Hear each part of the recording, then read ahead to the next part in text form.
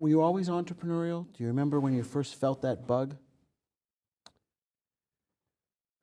Um, I don't know if I would be comfortable saying I was always entrepreneurial. I certainly do remember at the beginning of high school when teachers were trying to encourage students, other students and I, to think about what they wanted to do for a living. My dad worked for the telephone company, and Bell Telephone in those days, there was job security. Now, large corporations, there's no job security. But in those days, you were thought of as being a little bit crazy if you didn't want to have a steady paycheck and 2.3 children in a house in the suburbs. And when I was 12, 13, 14, I just didn't get excited about the idea of working for somebody else. I know I'd be sitting in the back of the classroom. I never sat in the front near the teacher unless I got hauled up there by my ears because I wasn't paying attention. But I'd be in the back of the classroom thinking about, if I wasn't sitting in here right now, I could be out doing this, or I could, and it wasn't chasing girls and playing football, although that certainly did come up once in a while. But it was I'm wasting my time here. I don't need an education to do what I want to do, which is wrong, because I learned later in life, if you don't have the education, you got to hire somebody who does have it, and that's not a bad thing. Entrepreneurs need to learn to be able to have people surround them that are better at things than they are.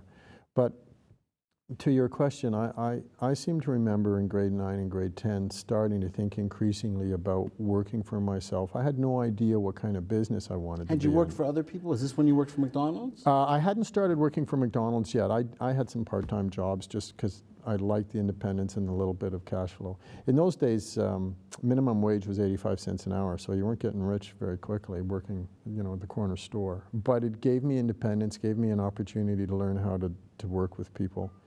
And I did come to the conclusion that I'd like to work for myself. And one of the things that seemed to reoccur was I'd be working for somebody, and then I'd go up to him or her and I'd say, you know what, if we did it this way, we could be more efficient. Or if we did it this way, we could make more money, or whatever.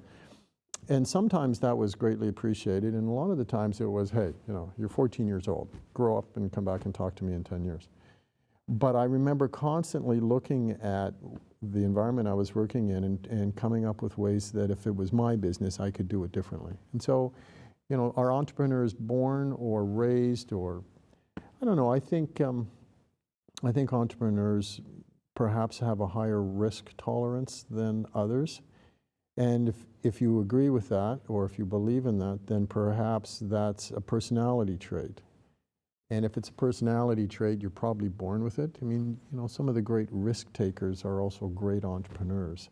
And so I think you can hone your skills with education, but I'm not sure you can be made an entrepreneur. I think it relates more to the type of person you are. And are you comfortable taking risks, or are you comfortable working for Bell Canada? I mean, not that there's anything wrong with that. I think you just need to decide what you want to do.